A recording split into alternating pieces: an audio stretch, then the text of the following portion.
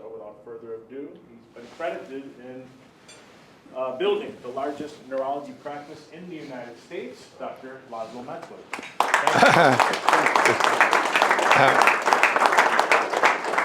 Thank you for the invitation, although when Baby Joe Messi tells you to be here, you're here. So that was really not an option. So what I'd like to do is kind of walk you through what we've done over the last 40 years of building a neuroscience center in Western New York, by far the largest in the United States, and walk you through what we do. I don't have any special education to run a business, as most of you do in the audience. I don't have an MBA. I'm not an attorney. So my business savvy comes from treating human beings and knowing what human beings want and need. If you could just put the first slide on. I didn't have the talent that some other people have in sports. Nobody told me that. So I went to high school at Sweet Home Kenmore East. 82 average, right? Because I played soccer 24/7. Audubon Soccer Club, if you're from Western New York, you may have heard of that. My father ran it, my brother was involved. And so I didn't have the pedigree. So I said, I'm gonna be a professional soccer player, because in the meantime, I was an auto mechanic. Mechtler's Foreign Car Repairs. Sheridan, 2 Mile Creek, Kenmore Extension. My father and I and my brother, we built that. My mother was there. So I worked as an auto mechanic. Now, you know, as an auto mechanic in Western New York, in January, when you had a tow truck and you had to pick up a car on Jefferson Avenue, that's tough. So my father said, I need to be a boxer, because he was a professional boxer, light heavyweight in Australia. So he made me box. Well, then, my mom took me out of that after a year, saying, you're not gonna get the crap beat out of you. I was the PAL here in Police Athletic League. I boxed there. So I played soccer, got injured at Buff State, good team, and went to Europe to rehab my knee. You remember Gottfried? He was a UB physician, said, he'll operate on my knee, but I'll never play soccer again. And that wasn't copacetic for me. So I went to Europe, and back then, of Hungarian descent, I went to medical school in Budapest, Hungary, and then I realized real fast that I'm not a great soccer player. I was good in Western Europe and maybe United States, but in Europe, it didn't make it. So I said, I gotta have a backup. So backup was medicine. I thought that was easier than being an auto mechanic in Buffalo, New York. And that's how I started. So came back. I was fortunate to be working with, I think, some visionaries. Many of you know them. Bill Kinkle, who passed away at 92 recently, was my mentor. Larry Jacobs was my mentor.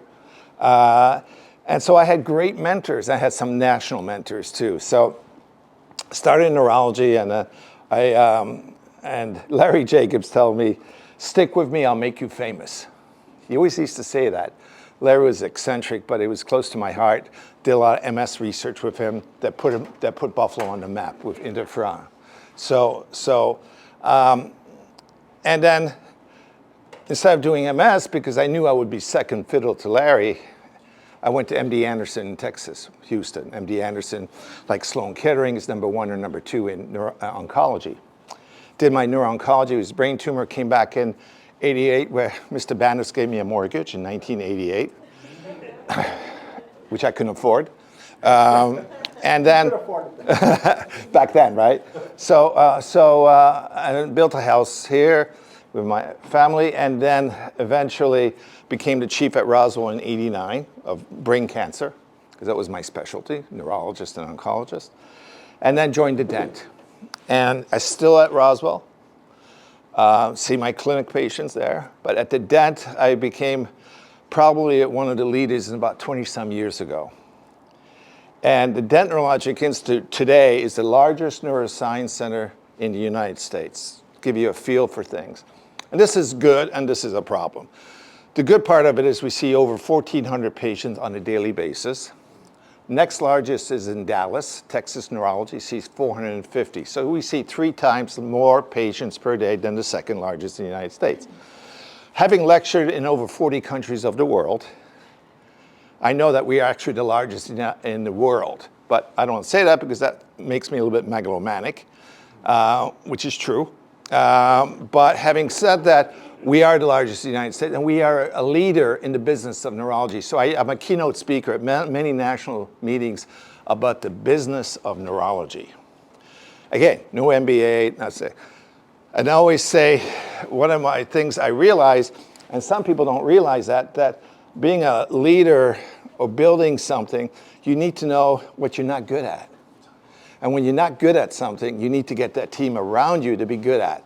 So I'm not a micromanager. I'm more of a, this is the vision, this is how we should do it, and I'll let a team take care of that.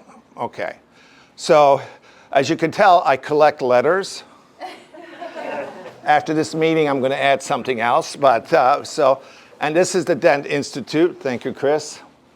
You know that this used to be a bank for individuals, and we bought that with John Yurchak, and then eventually we owned the building. We built other buildings. Next slide, please. And we have an Orchard Park office. We have a new office we built with UB Neurosurgery.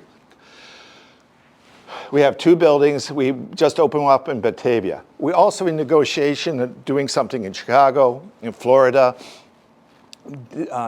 Dent on the 90, Rochester, Syracuse, Albany. So we're expanding not regionally, but nationally. Why? Because the neurologists in this country know that what we do brings quality and brings financial independence to the physicians. Neurology is a different field. We're not neurosurgery. We're not neuroradiology. We have one of the lowest reimbursement rates in the country for subspecialty physicians. For example, cardiologist makes, on the national average, makes twice as much as a neurologist. Doesn't make sense, right? There's a reason for that. So these are some of our offices. And obviously, I mentioned megalomaniac. Next slide. We wanted to build something big. So we're still in the process of doing that. Where are we today? Next slide. So we have over 100 providers. We have about 550 people working for us. We have, so 1966, people ask me who is Dent. Harry Dent Jr. was a philanthropist in Western New York, and his family, now he's all over the country. And he gave $1 million in '63 to William Kinkle, who then built the Dent Institute next to Millard Fillmore Gates Circle Hospital. 15 ancillary services, 340,000 patients per year. Some of the imaging we're known for nationally. People don't know that the developer of CT comes from England. His name was Jeffrey Hounsfeld. He won a Nobel Prize for CT. He was monetized by the Beatles because he worked for EMI Records. And the Beatles' success gave money to that small little technical development of CT. And so in reality, imaging or CAT scan came from the Beatles' success. EMI Records, the Green Apple, 100 clinical trials per year. So we're a private institute run by physicians, which is unique because in today's world, medicine is not run by physicians. It's run by CEOs, universities, government. So we're a private institute. So we're not the Titanic. We're like a speedboat. If we need to do something, we do it. We don't have to go through those levels of bureaucracy, which gives us a huge advantage in business. So we're private, but we have 100 clinical studies. So most of this research done, for example, in migraine, we were done at the Dent, in brain cancer.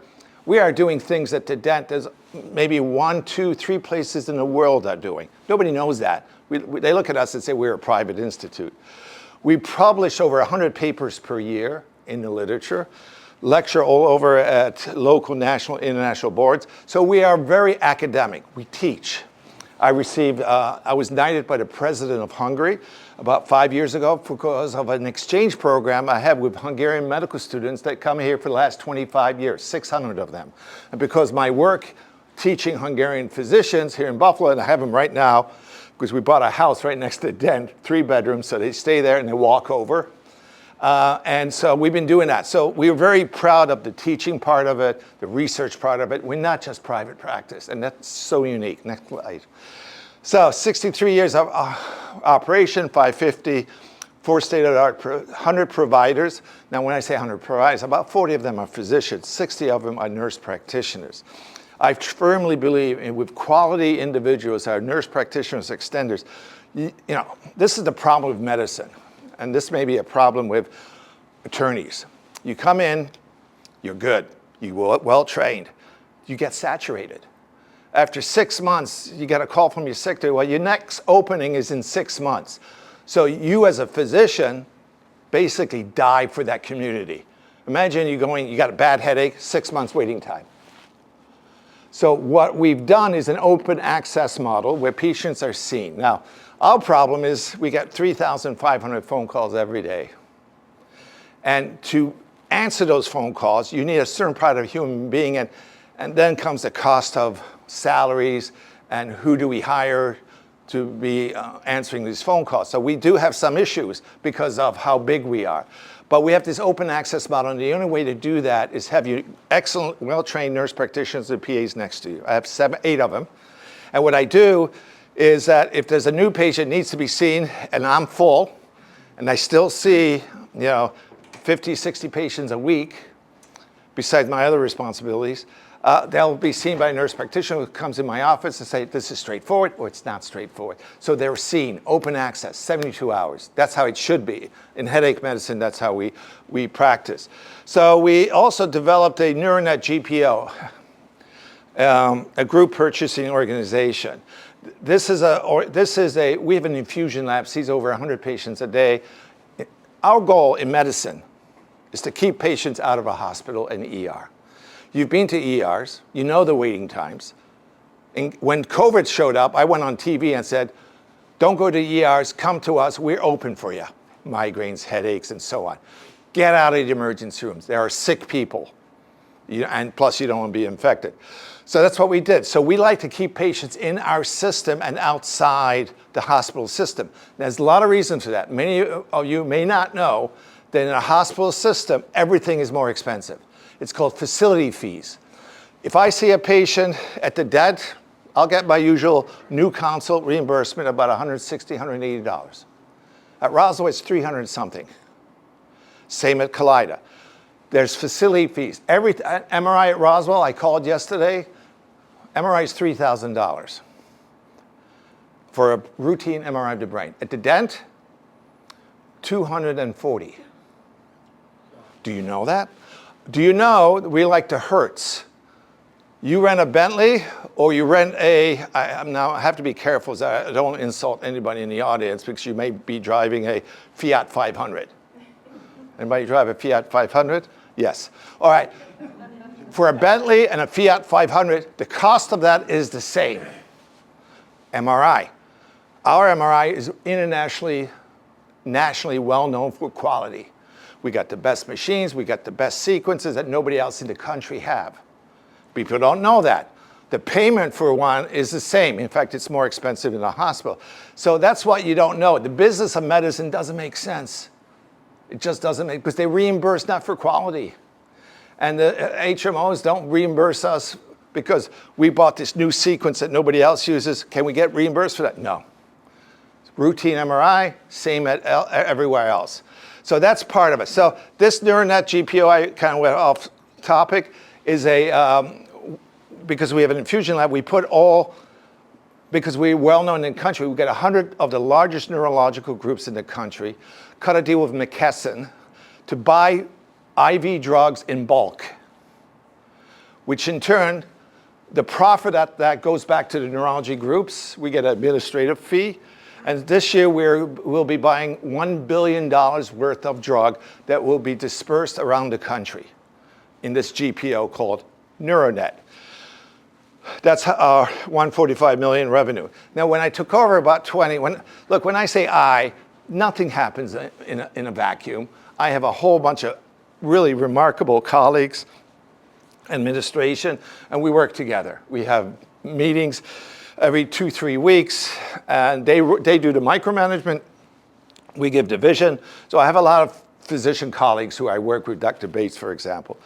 So neurologist retention rate is high.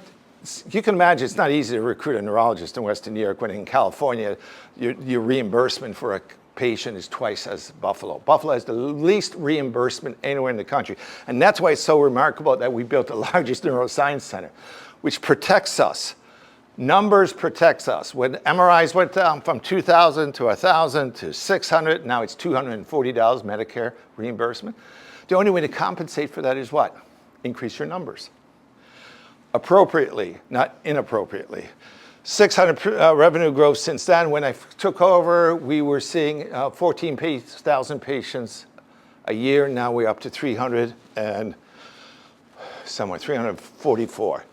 So, next slide, please. These are subspecialties. So I believe in subspecialty clinics where you have physicians, nurses, receptionists, nurse practitioners, and PA. By the way, my first nurse practitioner was in 1994. She retired before me. My first PA, physician assistant, was 1998. So we were ahead of the curve. And for 14 years, I told my partners, you gotta, if you saturate yourself, you're useless to the community. A lot of my partners, MS, can't see a patient for 3-4 months. You're useless to the community. This happens elsewhere in the university programs too. So you have to have open, and the way you do that is bring ancillary individuals to help you. So these are our subspecialty clinics. I run the headache one, the neuro-oncology one, and there's one missing here. It's cannabis, which is a whole different story. Next, please. You just put it there. All right. They're very fast. Younger age. Next. Okay. So we have these ancillary service infusion, over 100 patients a day. What's cool about an infusion? Well, if you come to me with a bad headache, I'm not pointing at you because you have headaches, because that would be HIPAA, regulatory issues. I'm pointing to the person behind you. So if you have headaches and you have a severe disabling headache, if you go to the emergency room, they work you up for 8 hours, 12 hours if you're lucky. You get CT, MRIs, maybe a spinal tap, then they tell you, oh my God, you have migraine. And you go in there, I knew that. So we keep them out of the hospital, and it was $8,500. They come to our office, they get evaluated, we have an infusion lab, you go downstairs, you get the medications worth about $400, boom, boom, boom, and you leave, and you're fine in about 4.5 hours compared to the hospital system. So we have all these other subspecialties. MRI, neuroimaging for us is really big. We're nationally known. We have fellowships, people from around the world come to us to spend 1 year learning imaging. That's fine. So this is to prove, after 3 daughters, that I'm as DEI as you could get. Now that, all of a sudden, guys are going like this. This is my leadership, all women, which is the reason we're successful is because we get the best talent, independent on sex, on anything else that you can say. These are excellent people. Lee Williams is an MBA and an attorney, and she's now leading us, took over from Joe Fritz, doing a wonderful job. As you know, Maria's head of marketing. She's the head of our infusion, HR, and we go around this circle. So this is our administrator, and we meet all the time, and I can't tell you how proud I am of them because we have really taken off as an institute. Next slide, please. How do we get here? Next slide. So this is the formation. Bill Kinkle, 1963 at Millard Fillmore Hospital, got this 4th CT in North America. Remember I talked about Hounsfield in England, got a Nobel Prize. He met him in England, brought the 4th CT in North America to the Millard Fillmore Hospital, Denton Institute. That's how we got on the forefront of imaging. We had a residency program, which I went to. Then we did a neuroscience center, which is a 501c3, which supports our research, gives about a significant amount of cash for us to do internal research. For example, when I started cannabis research, who would fund me? Nobody. Pharma? No. Government? No. New York State? No.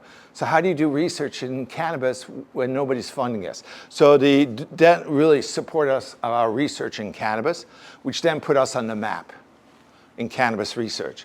Then becomes the first neurology CT, MRI. Then we took over in the early 90s. And I won't go through all this. Senior leadership, Dr. Bates, still with us. Joe Fritz was with us. So this is kind of a timeline, but I'm not going to bore you with that. Next slide, please. So I really think it's possible for ordinary people to choose to be extraordinary. Why are we successful? Because I listen to my patients. What do patients want? They want to be seen. They want an aesthetically pleasing environment. They want the secretary or the receptionist, when they look up at them, to smile. Because when I walk in, they don't smile at me. They're not going to smile at a patient. That's what you want. It's really easy, isn't it? Listen to your patients. Get their critique. And there is critique. When you see 1,400 patients a day with 3,500 calls, yes, there's a critique to that. It's very difficult to have these patients called back, but that's a major focus for us. Next slide. That's me. So that's Mechtler's Foreign Car Repairs. My father was a fanatic Hungarian, painted it red, white, and green. It's not Italian, by the way, because it would be vertical. This is the Hungarian flag on our building that my father, my brother, who's a gynecologist in West New York, and myself built. This is me about 14 years old, working on cars. I specialized in Volkswagens. Back then, I had patients coming in and say, you know, you don't remember, you worked on my car. Then I reply, I'm a better mechanic than I am a physician, so don't worry. So next slide. So what is the key goal? To grow an open access model. The average waiting time for a neurologist in the United States is about 40 working days. For a headache specialist, it's 6 months. I'm on multiple boards in Europe, and the average waiting time for seeing a headache doctor is a year to year and a half. Can you imagine having a headache and waiting a year and a half to be evaluated? Unacceptable. So open access, very important. And you got to have a good physician. Most of the physicians work at the dent were my fellows. I trained them, so I know them. Their personalities, their idiosyncrasies. So we hire only people that we feel are welcome in our community. Buffalo is different than New York City, different than California. Our mission is to superior clinical care, advanced neurodiagnostic. You cannot be at the top of your game without the top machinery, without presenting your research and going national and international. Next slide, please. Neurology has a problem. I've been on all the board of directors committees at the American Academy of Neurology, which is their national program. And I've tried to change neurology because the people who run these national meetings are at academic centers, and they think differently. They think not patient-focused, but what's good for teaching, what's good for research, and third, what may be okay for patients. And that's the problem. So here I have somebody who I was on these committees, and I was polarizing. And I was trying to become a leader of the American Academy of Neurology. It never happened. They blocked me because I think differently. I think patient-focused. Their focus is residency programs, hospital-based, universities. It's a different focus. So the neurology is, and the physician burnout in neurology is 50%. If you ask where's the highest burnout rate, it is in neurology. So here I am building a neurology center when the burnout rate is 50%. And there's a lot of reasons for that, which I won't get into. Next slide. That's how burnout rate. So it was really me against them. When I went on these national committees, they're from Harvard, they're from UCSF, Johns Hopkins. I'm sitting on these panels, Buff State. I had no, yeah, but after a while, you have to fight these guys. And fortunately, in many ways, I was successful. In many ways, I wasn't, because it's hard when the tide is against you. But you've seen that in business too. When you develop a business program, it's often you against them. Next slide. Keys to success. So what are the keys? A comprehensive academic private practice model, centers of excellence, meaning headache centers, stroke centers, MS centers, neuromuscular centers, vertigo center, cannabis center, brain tumor center, and you go down that list. Centers of excellence, not just a generic neurologist. Ancillary support, meaning imaging, multidisciplinary. So multidisciplinary is that many of you know our good friend Nick Hopkins, who recently passed away, head of UB Neurosurgery, a pioneer in endovascular neurosurgery and close friend, and helped me develop the dent because we partner with UB Neurosurgery very well. Elad Levy and Adnan Siddiqui is running that right now. So we have a strong relationship with UB Neurosurgery. Geographically diversified, Orchard Park, Amherst, Batavia, geographically diversified so patients could come easier to us. We went to them, not them to us. Wait, we went to them? Yeah, we went to them. Strength in numbers, meaning we have a lot of people. Strong relationship. Research, underlying research. I think research is so important because it puts us on the map. We do things here so unique that I have patients fly. We see patients from 50 states of the country. A lot of our patients drive up from Tennessee. We have patients all over the United States for research purposes and treatment. Cost-effective care. We believe whatever we do, and we feel we do it better, is more cost-effective than taking care of these individuals in hospital systems or universities, because we don't have that overhead, the bricks and mortar. We don't have all those vice presidents that you have to pay for. And we don't have facility fees, which are mandated in hospitals for now anyhow. Financial hospitality, mindset, available and responsive, quality control. Next slide, please. So we offered a better patient experience, more specialized expertise. How do we know that? We have these output where they tell us how is your receptionist, your physician, your nurse practitioners, your MA, and then last year we had a 92% excellent or good. That's how you know you're doing a reasonable job. You can't make everybody happy, obviously, especially in medicine. Imagine somebody comes in and wants an opioid, narcotic. And I say, we don't do narcotics. That person's pissed at you already. So you can't make everybody happy, but you try your best. So we offer a more specialized expertise. We reduce hospital stays, so we keep patients out of the hospitals because hospitals are expensive for the reasons I mentioned. Vice presidents, bricks and mortar, overhead, we don't have that. We strengthen neurology and psychiatry. So we brought psychiatry on board because I really feel the European model, which is neurology, psychiatry, neurosurgery, the neurosciences under one roof. That's the model I believe in. Next slide, please. So we impact payer system models. So the insurers come to us and ask for recommendations, what we feel is worthwhile getting reimbursed for. Many of the drugs in Western New York are reimbursed, for example, in headache medicine, where in the country, take Canada, I had a Canadian patient yesterday, nothing's reimbursed by the Canadian medications for migraines, the new ones we did research with. But they're reimbursed in Western New York because the payers respect us, and we did the research on it, so they approved drugs such as Ubrelvy, Nurtec, Aimovig, Anjovi. If you ever heard of these are new drugs for migraines. We spread our sustainable model and boost the trends shifting care from hospitals to outpatient centers.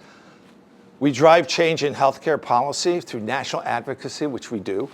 We share our successful model with others. We have a NeuroNet Pro. In other words, we go out around nationally looking at developing. We just cut a deal with Chicago, the Diamond Headache Center. We're looking at Tampa area to build another satellite, looking at Rochester, Albany, Syracuse. And we're doing a lot of expansion because we feel. Now, I will tell you, many of you are in the business, well, all of you are in the business. We've had 100 private equity groups come to us and try to offer us a deal. Very nice, very entertaining, very difficult to make decisions for somebody who's not an MBA or business. So I had a consultant working with us. And eventually, after about a year and a half, we said no. I said no. I said, look, I lose control. I lose control of the running of the institute. Oh, no, you won't. There'll be a board. You're on the board, but there's 5 of us. I lose control. So I said no, and our EBITDA was pretty low for reasons I won't get into. I said, my job right now is go national, regional, improve our EBITDA, and then we'll talk down the road. Not interested, but something that we always think of. Next slide, please. This is kind of our teams. You look at Dr. Henry's pain, dementia, MS, pediatrics, I mentioned, headache, psychiatry. And these boxes are how many nurse practitioners and PAs are around me. Without them, I would be booked out for a year. So this way I get to see patients early on. Next slide, please. NeuroNet is that GPO I mentioned to you. It's a comprehensive service models. It's a cost-effective, and we have next slide will show you how many centers around the country who are part of that NeuroNet GPO. This is we work with McKesson. We're buying $1 billion worth of drugs. We share the profits, because you buy everything in bulk, then the costs are significant less, and we share that with neurology groups. We, in turn, have relationships to all these neurology groups around the country. The 100 largest private neurological groups, which then allows us to do AI work with them, data work with them. We have the company that we just, I would say that we have are working with extremely closely called Neurodiscovery AI, looking at the 4.5 million patients' data, MRI, clinical, and that should go up to 6 million. Once we have 6 million neurological diseases, you say multiple sclerosis between the age of 45 and 55. Boom, boom, boom, boom. Not 100 patients, but thousands of patients. And that's what pharma needs, data. Data is very big for us. Next slide. So we can evade reality, but we cannot evade the consequences of evading reality. I say that because about 6 years ago, cannabis was approved in New York State. So people know me, and Chris will criticize me because I don't smoke, I don't drink, I don't have fun.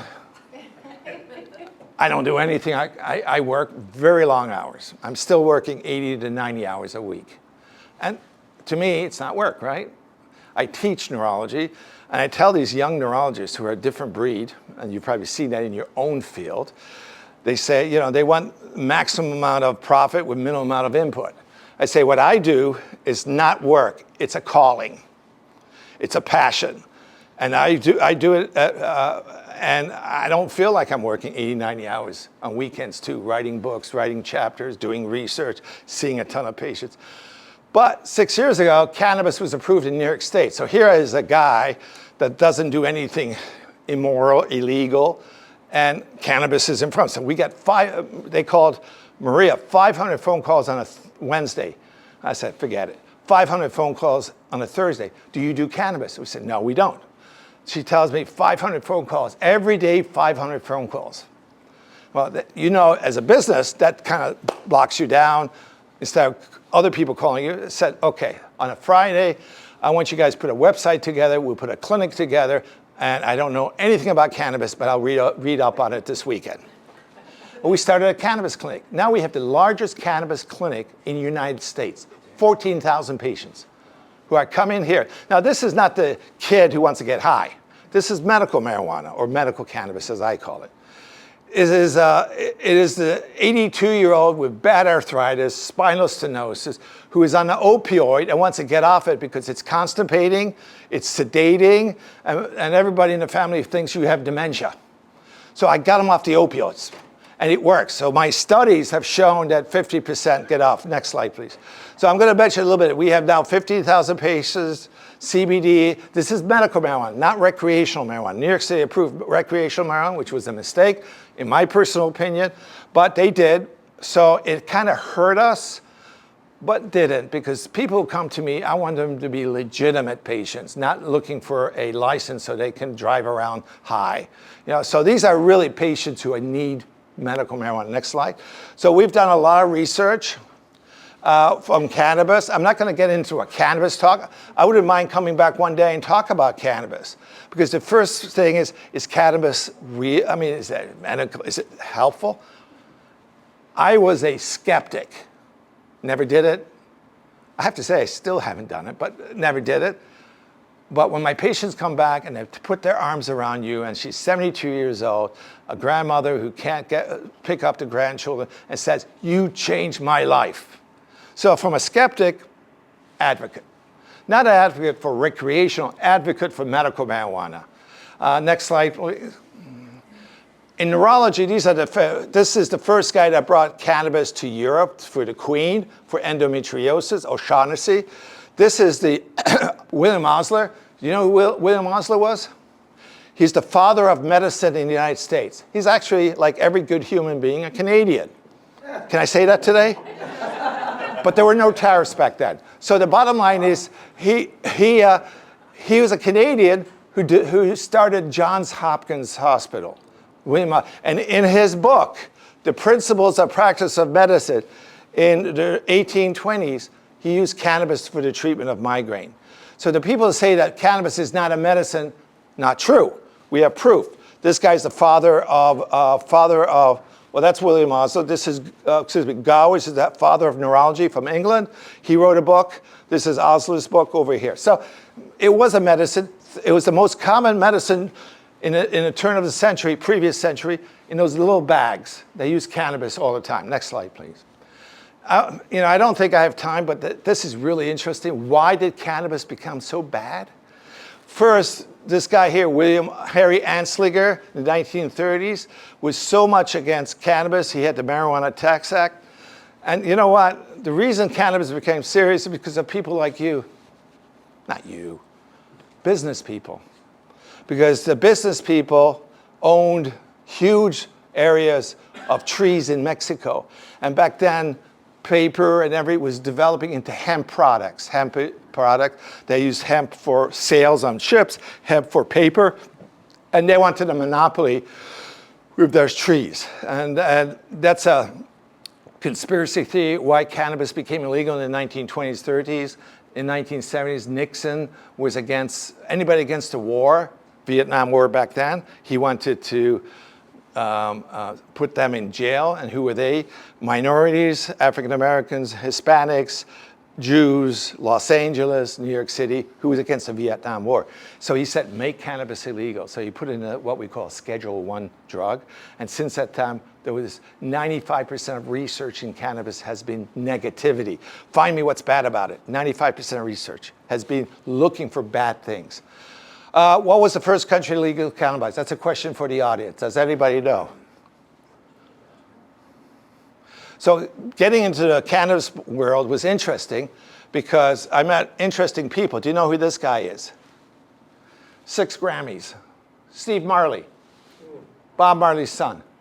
Well, he's got a whole bunch of sons, but this is, so we spent a night together talking about why his family uses cannabis. And it wasn't to get high, it was a religious, Rastafarians. That too. That's why. So what was the first country legalized? Anybody know? It wasn't Canada. Next slide. It was actually Uruguay in 2013. Canada was 2018. Think about this. Thailand legalized. Colombia legalized. Mexico legalized. United States illegal except at state levels. 39 states have legalized medical cannabis. Germany just did it. First one in Europe. Next slide. Oh, this is Canada. I love our Canada. Oh Cannabis, that's their new anthem. Recent study, Thailand. Next slide, please. So who introduced, who introduced cannabis to the Beatles? Does anybody know? It was in New York City at a hotel. Well documented. Who introduced the Beatles to cannabis? Bob Dylan. Yeah, you guys are good. Because that's Bob Dylan. And for that, you get a kilo of cannabis. And the dogs are waiting outside, okay? So cannabis has about 500 compounds in the plant. It has terpenes, flavonoids, and cannabinoids. But when you look at cannabinoids, yes, CBD, which I really do like, and THC, which is the one that gets you high, which I don't deal with too often, because when you elevate the CBD, you don't get high. It compensates for the psychotropic effects. So because of, and we've done research with Chris for about 5-6 years, published a whole bunch of articles, present all over the world, because not many individuals with a pedigree of professorships and lecture. Most people who go around lecturing are people who are making a business out of it. So what did I do? I made a business out of it. So what I did was I am an international lecturer on cannabis and the research in different neurological diseases. Next slide, please. So I developed Precise. Now, there's an individual who approached me at one of these national meetings a couple of years ago. You may know him. I'll mention his name. Matthew Bronfman. Ring a bell? Matthew Bronfman. Originally from Montreal, then Toronto, the Bronfman family. They sold Seagrams for $32 billion. None of which I got, by the way. It was his family. So he approached me that he has a company in Tel Aviv that does nanotechnology. What's nanotechnology? It takes a molecule and breaks it down to 1,000 times smaller, which in turn increases the surface area of that molecule, because you got 1,000 instead of one big one.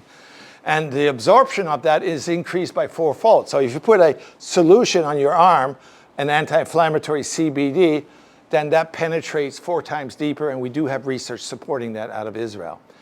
Same thing orally. If you take it orally, it gets absorbed 4 to 5 times. And we call that the Cmax. I left those slides out. Cmax is concentration maximum. You take something early, it shoots up here. You take this product, it shoots up here. So the absorption is much better because of the nanotechnology. Next slide. And this is the SNED technology. I'm not going to get into conventional powder, capsule powder, source oil. The company that they own is called Capsoil. Very interesting stuff. We went national about 4 months ago in Las Vegas. We have it here in Western New York, obviously. You have samples over there for all of you to take home. It's all legal because it's CBD. It's not THC.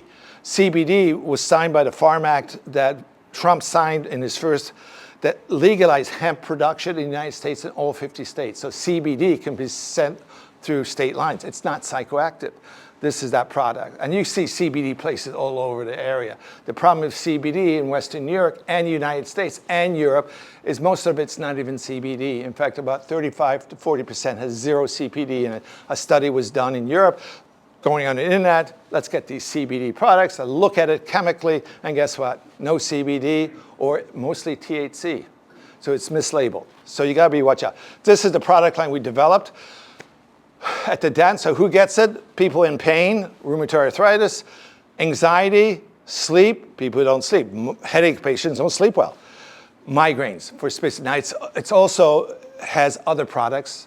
Saffron for sleep, magnesium, feverfew, and stuff like that. So that's what Matthew Bronfman came to me. Can you put a product line together that I'll support with nanotechnology? And that's where we are today. So this is very new, precise. Next slide. Innovation distinguishes me a leader and follower. I really feel that innovation. So I don't have always the know-how, but I talk a lot. And I know what patients need and put my finger on the pulse when it comes to research. Next slide. So it's very important when in imaging, many of you are not smiling. You got to smile on that. Come on, it's a magnet. So I thought I'd kind of wake you guys up a little bit. So imaging is so important. So we do things here. Next slide. You know, we have a whole bunch of MRIs. We do about 140 MRIs a day in neuro. I don't do knees and so on. We do spine and brain. So we have the best machinery. We have 3T magnets. We have research magnets out of Philips from Holland.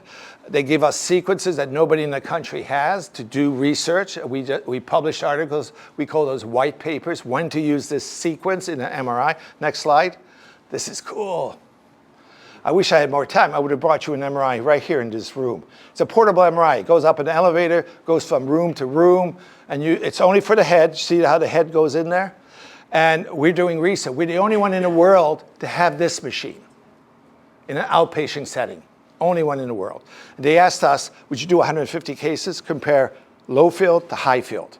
That's what we're doing. And this is a machine that you can walk by. You can have your wallet next to you. You put your head in there. There's a table that here.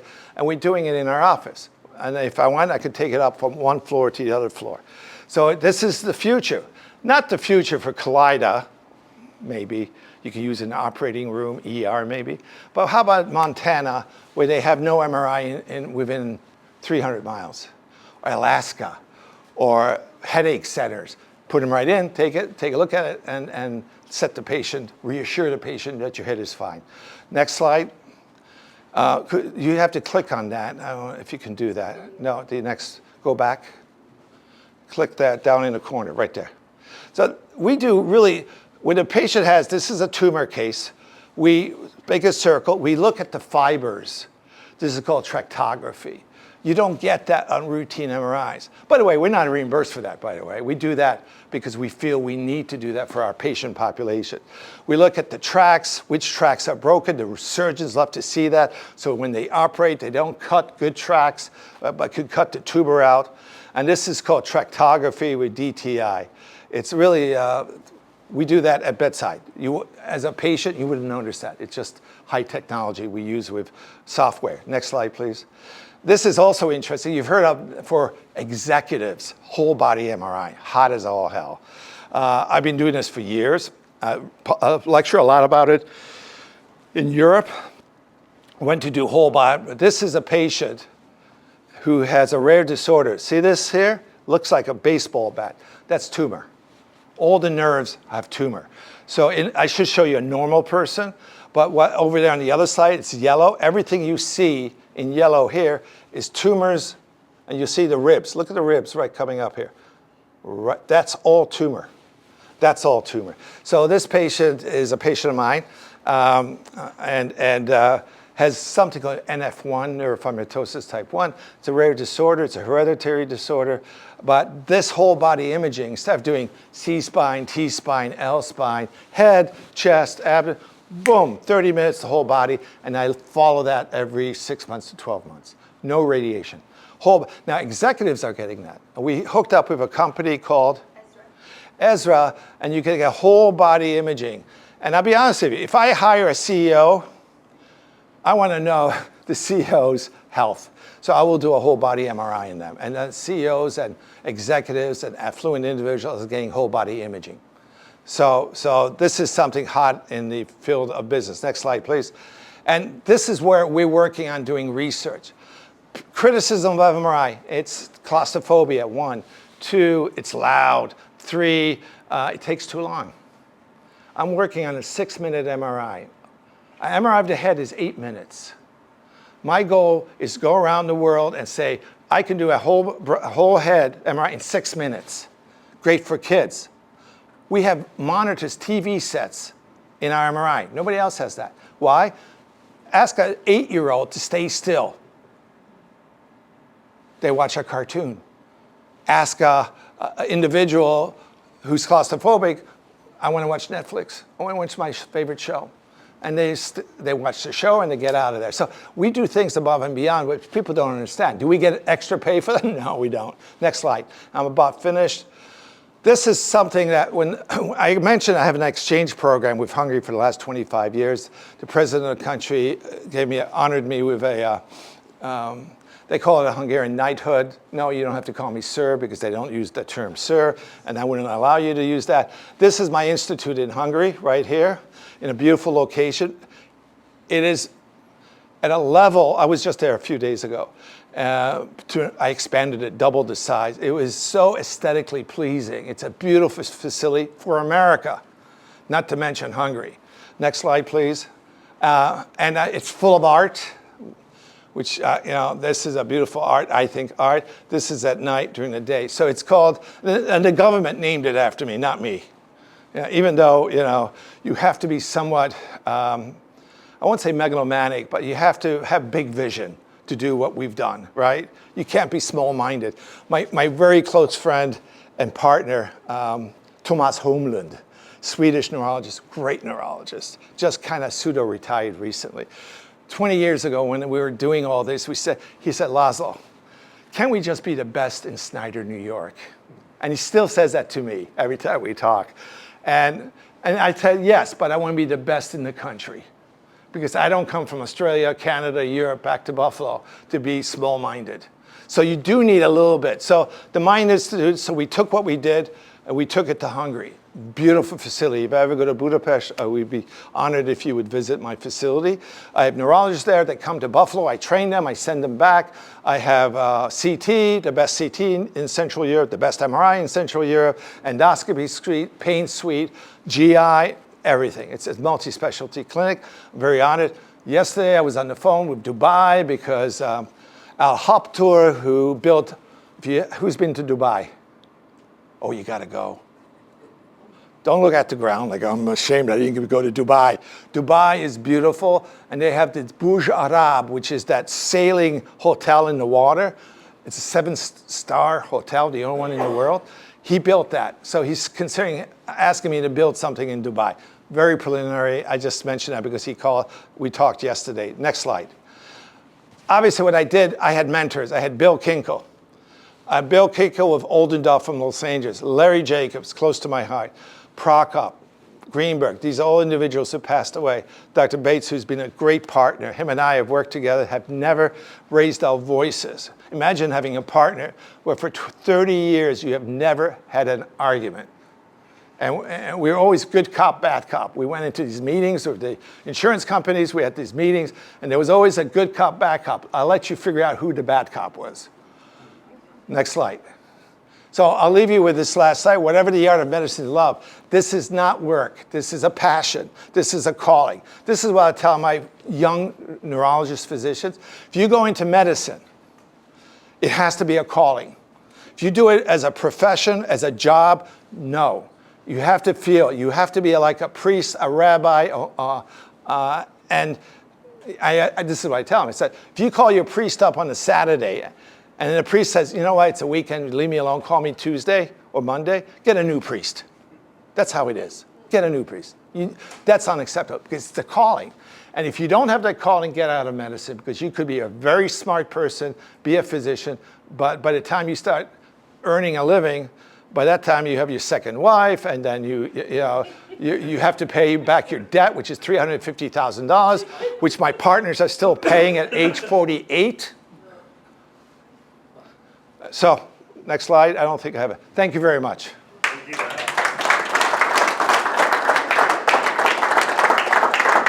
I apologize. I forgot you had a question. I was curious as to what spasticity was and what it's caused from. So spasticity in neurology is due to what we call upper motor neuron disease, either brain or spinal cord. Neuropathy, radiculopathy doesn't cause spasticity. Spasticity is that stiffness in the arm that you see after a stroke. And there's ways to treat that. There's medications, about 4. And there's Botox, which we use more Botox at the dent than anybody in the country for migraines and for spasticity, and even for a spasm in the eyes. That's called hemifacial spasm. So spasticity is a neurological sign. You can examine a patient, and they have this, this stiffness that could be from cerebral palsy in children, but it comes from the brain or spinal cord. It's central, not peripheral. We have spasticity clinics. Does it show up in the full body MRI? If it's due to brain injury, yes. If it's due to spinal cord compression, yes. Sir. Thank you. How much do you charge for the full body MRI?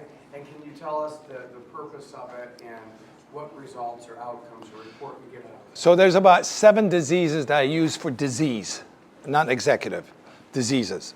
NF1, lymphoma, multiple myeloma, metastases. I use whole body MRI. Insurance will pay for that. You had mentioned the difference in cost between an MRI at Dent and Roswell Park. Can somebody, if they don't get approved for an MRI, can they, if they have a script, can they go pay for it cash-based? Yes, at the Dent or at Roswell? At Dent. Yes, of course. You could say if you don't have no coverage. Like Canadians come down all the time. Hey, I want an MRI. I say, okay, here it is, $250. So just to clarify further, I have a business partner who's worked with 4 sports medicine experts. Yes. Done the work. Yes. For some reason, he can't get approved for an MRI for an injury, but no one's been able to figure out. Yes. So he might be able to go to Denver. Yeah, oh yeah. Because he can get a script, that's Yeah. not the problem. You call Maria, she'll take care of it. Maria's here. Okay. She'll take care of it. Thank you. The reality is we'll try to get it covered by insurance. I mean, because we're the so-called experts, insurance companies won't fight me. I mean, I can't remember when the last time the insurance company said, no, you can't have it. Yeah, it's just frustrating because he's done all the work with sports Yeah. medicine doctors, Yeah. therapists. I have no idea why he can't. Yeah, Okay. he could be seen by us, and we can get the approved. If not, then cash basis. Excellent. Thank All you. right, thank you. What percentage of your clients are Canadian? So what percentage of our clients are Canadian? Low. I mean, I wish I could tell you that Canadians come over because they know Dr. Mechtler. No, they just want an MRI, and they want to be seen soon. The waiting times in Canada are irrational. It's not the expense of the MRI per se, but they're shocked when you tell them this is how much an MRI costs. What percent? Low, less than 5%. Okay. Low. We thought of advertising in Canada down to Queenie, but we have so many patients. I mean, say if I hire you tomorrow as a neurologist, your schedule is full for the next two weeks, every day, 10 new consults. The demand's there, so we don't have to fight for Canadians. But we like to see Canadian patients because a lot of them are people who would be, I remember a child, eye was sticking out. They said 6 months MRI. A child. So they brought him in, we found a tumor behind the eye, then we sent him back to Canada. Stuff like that. Is it? You find a case like that. Yes. You find a case like that. You send him back to Canada. You found the tumor. Right. What happens to that child when he gets back there? Because he's on a waiting list to get surgery. So or the child's my patient, so I said, go back there. You have a tumor that needs to be taken out. Call me back if they don't take it out in the next 2-3 months. And then they call me back, and I have it taken care of either at Roswell or Kaleida. And they'll pay cash. But that's expensive, surgery, you know, anything surgery. Yes, we are. At the Institute, yes, yeah. For you, yes. No, I do. Like yesterday, I had 4 new patients, yesterday morning. 4 new patients. So, yes. Yes, it's in the bag. In the bag? Doctor, I like you a lot.